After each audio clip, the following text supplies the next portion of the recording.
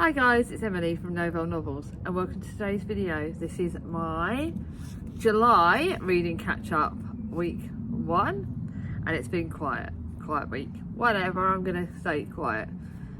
Yeah, I'm kind of enjoying just like life sort of thing. I'm enjoying the fact that the next few weeks are a little bit quieter because this week and next week are a little bit quieter. And then the week after is absolutely insane because I'm going out with Charlie, I'm getting my hair finally cut and coloured, the greys are going, yes! And I'm having a friendly dentist. But this week is quiet. Today, the next few days for me are busy, but it's been a quiet week up till now. Like today, I'm back to Buzz Books. I've got a meeting at the school, at Thomas's school, about whether he goes on the residential, and he's got a violin concert, which will be that. And then obviously working Friday. Saturday I'm going off to Wokingham going off to different charity shops with Vicky, my youngest sister, and we're having a day together. It's not just the charity shops, it's not just books, she doesn't do books, but we might look for some charity shop clothes and have some fun, but we're having a day together. But yeah, so it has been a quiet week. I've managed to read 7 books. I have kind of read quite a bit. Like, I've read quite a lot because I've not done colouring. I don't know why, all I felt like doing for my mood, and I'm going to carry on reading June in the fact that I am going to read whatever I fancy, but all I felt like doing this week, especially when it was really hot at the start of the week, was read, because I didn't have the energy to do housework, I didn't have the energy to crack on and go for exercise. I've still done my workouts and my sort of stuff like that, but yeah, I've just focused on chilling and hiding in the shade. So what am I currently reading? So today I will be starting The Queen's Lady by Joanne Hickson, but I'm not showing that because I'm only about to start that today. Like, if I get time. Like I said, today's my manic day, so it's been a quiet week. But I'm reading one of these short stories a week, Lady Susan, The Watsons and Sanditon. So I've already read Lady Susan. The Watsons is shorter. I'll be reading that next week, and then the week after that I'll read Sanditon. But I am enjoying that. I do like Lady Susan. That's my favourite out of the 3 of them. I remember that. And then I'm obviously reading Emma for Jane Austen July. It's a reread for me, but I absolutely loved it. I read 50 pages yesterday. I'm going to try 4 Buzz Books and read another 50 pages of this morning because I love Emma. I love it so much. I'm kind of doing it like 50 pages a day over 2 days, like splitting it up twice a week. I'm going to read about 50 pages, but I'm not having pressure on myself when I'm going to read those because it will just see how I feel. It's not like I can compare Emma, it's one of my favourite books ever, so I am loving this. It's a great reread, and it's obviously the great book for Jane Austen July. And then my seasonal fantasy read that I started last night, and you can see how much I got rid of it last night. I literally started it after dinner and read over about 120 pages. And this is Girl, Goddess, Queen by B. Fitzgerald, and oh my god, I can straight away tell you that I'm going to get the next book by this author because it is fantasy and I absolutely love it. It's going to be 5 stars. It would be a blooming big shock if it isn't. Thousands of years ago, the gods told a lie. Persephone wasn't taken to hell, she jumped. There was no way she was going to be quietly married off to some smug god. Now she's taking matters into her own hand with plans that will shake Mount Olympus to its very core, and falling in love with the underworld's rude, arrogant and incredibly annoying ruler Hades is not one of them. So this is set right at the start of like when Hades started to rule, and Hades and Persephone were right at the earlier gods, and it is started right at the start, and Hades hasn't oh my god, I actually really like Hades in this already, and Persephone, oh my god, she is one feisty chickadee in this, and I absolutely I can't wait to read this tonight. I just can't wait. So as much as I'm going to read The Queen's Lady, I'll probably read less of that and then read more of this for the next couple of days because this is just, it's like sugar. It's like sugar. It is literally like sugar candy. It's like proper sweet Emily kind of book, and I absolutely friggin' love it. So now some books that I have read. The first one I feel really guilty about because Chris bought it for me for Christmas. It's a mystery. I kind of thought I should read it because Alice was a mystery thing, but it was a flop. It was Amazing Cube Mystery, Murder at the Fair. It was 2.5 stars. It was a complete floppity flop. So Baz Books is having that straight back. It's like set in the sort of 70s, I think, or like 80s, but I can't honestly tell you much about it. I'm not going to talk much about it, but it was not my kind of cozy mystery. just not for me, and yeah, not having it. Now the next one's controversial, very controversial. I am going to keep it because I know I want to reread it, but I read it was one of my last books. I think it was the last book I finished in June. Oh yeah, unless I tell you so, most of them are read in June. There was only, yeah, there's only 2 that are read in July, and you'll kind of see those. But anyway, this was read in June. It was one of my last books of the month. I think it was my last book of the month. It was 4 stars, and I'm sorry, Katie. Katie absolutely loves Glorious Exploits by Ferdia Lennon, and for me it was 4 stars, but even then that is a slog, and that was only because I just didn't connect. I know Kerry from Bookish Wellbeing, Kerry loved this book. I know some people are Katie obviously absolutely loved it. I bought it and read it quite quickly. It was one of Katie's favourite books of the year, but I just didn't love it. I didn't connect to the storyline. I just didn't connect. It was a good book, like the writing is good, but it took me forever to get into it. Like Jack DNF'd it halfway through. I think Charlie did it as well, and I kind of think, yeah, I'm glad I persisted with it, but I definitely think this one needs to be reread. And it's about ancient Sicily, enter Gillen, a visionary dreamer, theatre lover, enter Lampo, feckless, jobless, and in need of distraction. Imprisoned in the quarries of Sicilus, thousands of defeated Athenians hang on by the tiniest of threads. They're fading in the baking heat, but not everything is lost. They can still recite the lines from Greek tragedy, which when tempted by Lampo and Gelen, with goat skins and wine and scraps of food. So an idea is born, and they basically start doing a play thing, and I just didn't connect to it, and I didn't love it. But it was 4 stars, so I'm going to keep this one, because I think it would be good for reread, but not for me, unfortunately. And then to one that I think this was another one that was one of the last books of the month. This is The Dressmaker of Draper Lane by Liz Traynor.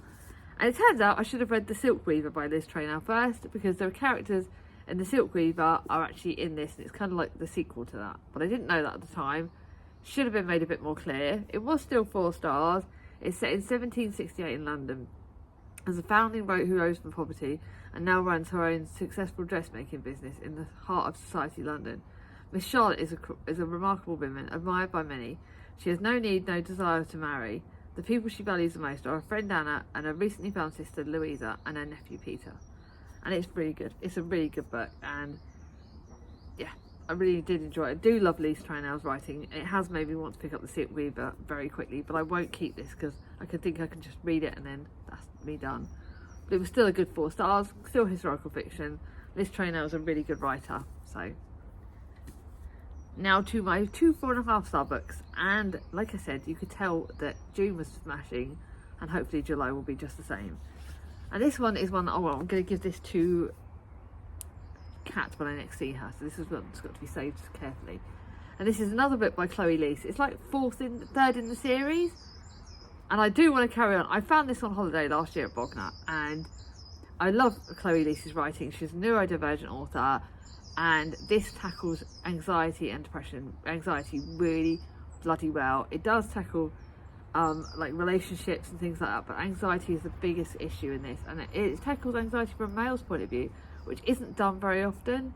And it talks about like relationships having hard times, but it's about Aidan and Freya, and it's about Ada is part and Freya is part of the Bergman brothers like series basically, and she is her sister. She's like the eldest, and it's her relationship with her husband, but it's got those 2 perspectives. It's a great saucy wrote. It's very saucy, very, very saucy, but really good.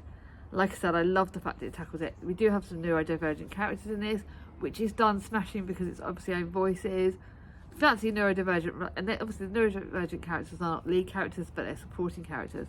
But they are done so well, and the anxiety issue is the categorically the biggest thing. But I friggin' love this book, and it's one I recommend to everybody. You have to get this. But that's going to Kat. Most of these are getting kept. I'm actually only giving 2 away to the charity shop, so. And the next one is one that I read in 2 days. It's the Walsh Girls series, and this is Anna's series, and it is Anybody Out There by Marion Keyes. I absolutely flipping loved it.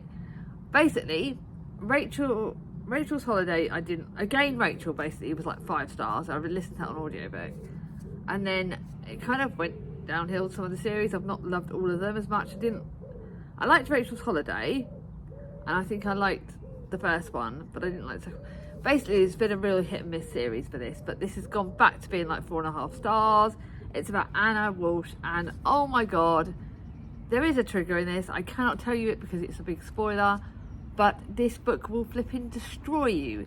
It is very emotional, very hard-hitting, but yet there are some really funny moments in this. And Marion Key's writing is just incredible. The Walsh girls' mother and father, they're hilarious.